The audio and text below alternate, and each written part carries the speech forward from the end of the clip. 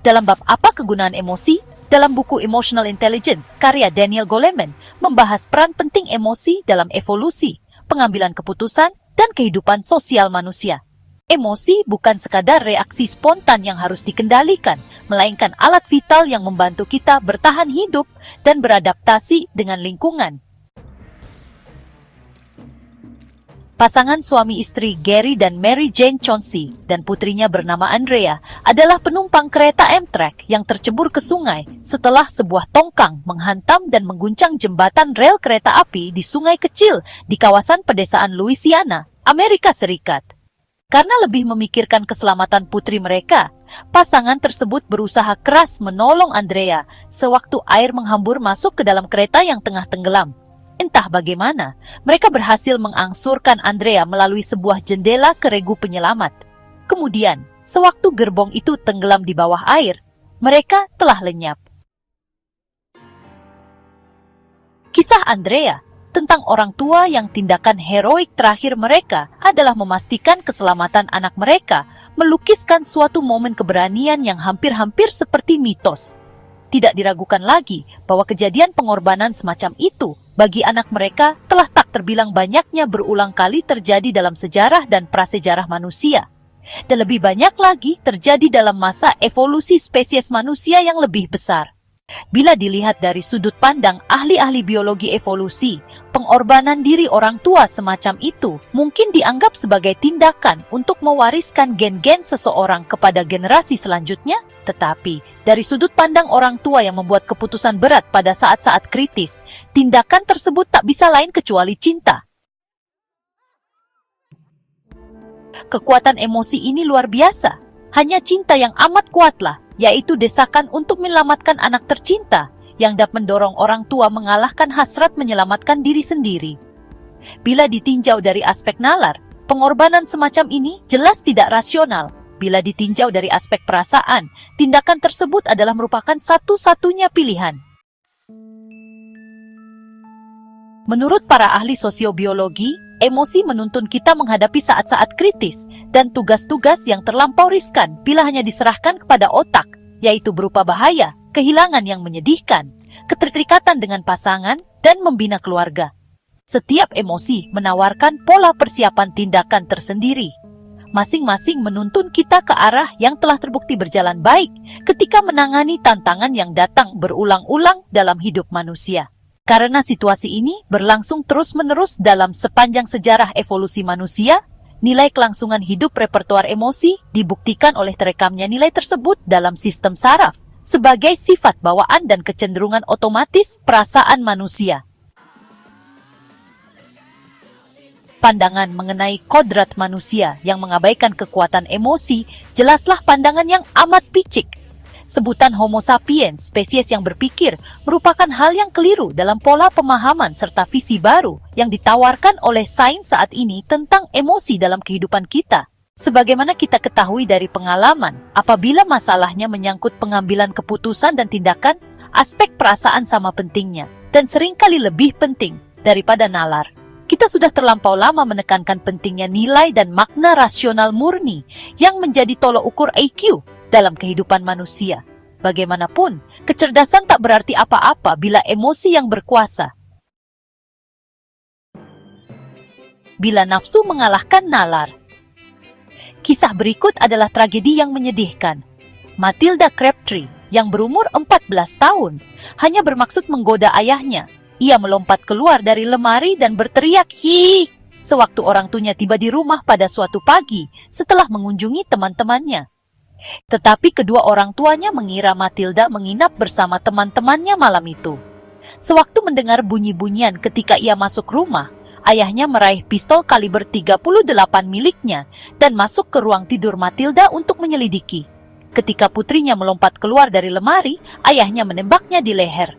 Matilda Crabtree meninggal 12 jam kemudian. Salah satu warisan evolusi yang berhubungan dengan masalah emosional adalah rasa takut yang mendorong kita melindungi keluarga dari bahaya. Dorongan itulah yang membuat Bobby Crabtree, ayah Matilda, meraih pistolnya dan menyelidiki rumahnya untuk menangkap pencuri yang dipikirnya sedang mengendap-endap dalam rumah.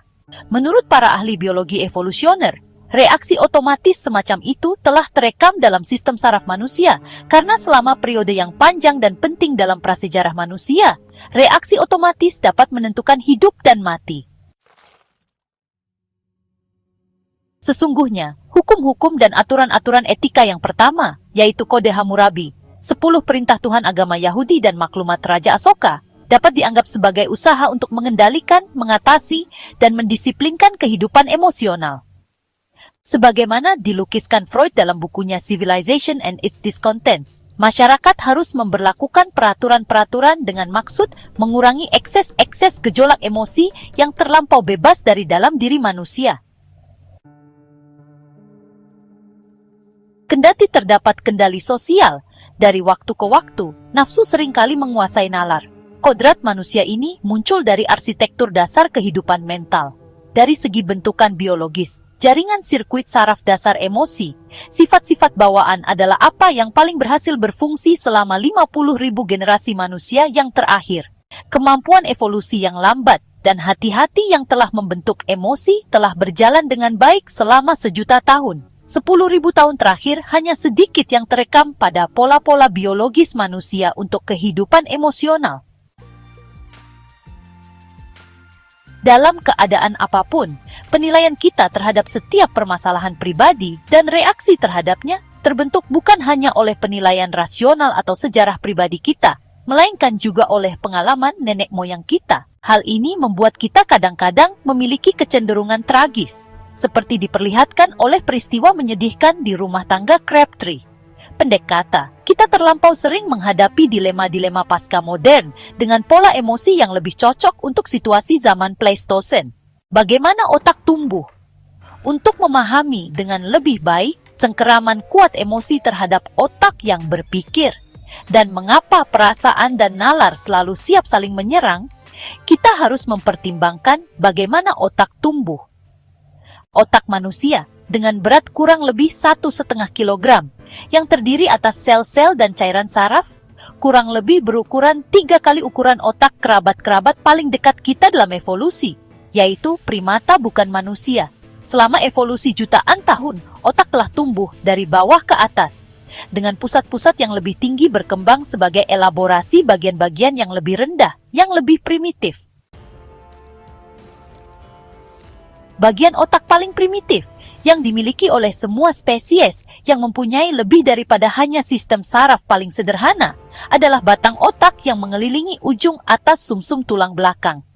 Akar otak ini mengatur fungsi-fungsi dasar kehidupan seperti bernapas dan metabolisme organ-organ lain, juga mengendalikan reaksi dan gerakan dengan pola yang sama. Otak primitif ini tidak dapat dikatakan berpikir atau belajar, tetapi merupakan serangkaian regulator yang telah diprogram untuk menjaga agar tubuh berfungsi sebagaimana mestinya dan bereaksi dengan cara yang tidak membahayakan kelangsungan hidup. Dari akar yang primitif ini, yaitu batang otak, terbentuklah pusat emosi. Berjuta-juta tahun kemudian, selama masa evolusi, dari wilayah emosi ini berkembanglah otak berpikir atau neokorteks, yaitu bonggol besar jaringan berkerut-kerut yang merupakan lapisan-lapisan paling atas.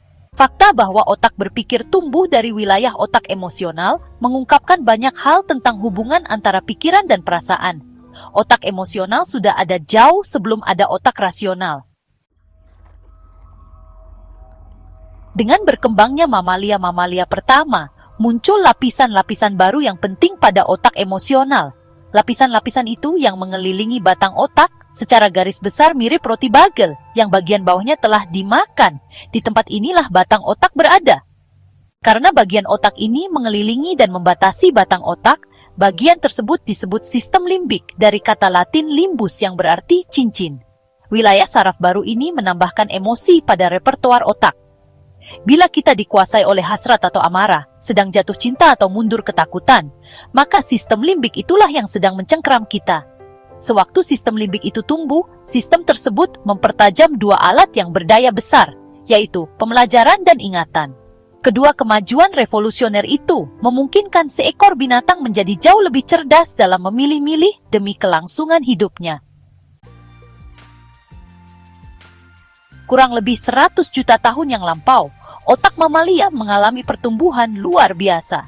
Sejumlah lapisan sel otak baru ditambahkan ke atas dua lapisan tipis korteks, bagian yang merencanakan, memahami apa yang diindra dan mengatur gerakan untuk membentuk neokorteks. Berbeda dari korteks dua lapis pada otak yang lebih kuno, neokorteks menyediakan keunggulan intelektual yang luar biasa. Neokorteks Homo sapiens yang jauh lebih besar daripada spesies lain manapun telah menambahkan segala sesuatu yang menjadi ciri khas manusia. Neokorteks merupakan tempat pikiran. Neokorteks memuat pusat-pusat yang mengumpulkan dan memahami apa yang diserap oleh indera. Neokorteks menekan pada perasaan apa yang kita pikirkan tentang perasaan itu, dan memungkinkan kita mempunyai perasaan tentang ide-ide, seni, simbol-simbol, dan khayalan-khayalan. Dalam evolusi, neokorteks memungkinkan penyesuaian yang tepat, sehingga tak diragukan lagi memberikan keunggulan luar biasa dalam segi kemampuan organisme untuk bertahan hidup melawan keadaan tidak bersahabat, sehingga pada gilirannya dapat membuat keturunannya memiliki kemungkinan lebih besar untuk mewariskan gen-gen yang memuat jaringan saraf yang sama. Kemampuan mempertahankan kelangsungan hidup itu disebabkan oleh bakat neokorteks untuk menyusun strategi perencanaan jangka panjang dan kemampuan mental lainnya. Selain itu, karya-karya seni besar, peradaban dan kebudayaan, semuanya merupakan hasil neokorteks.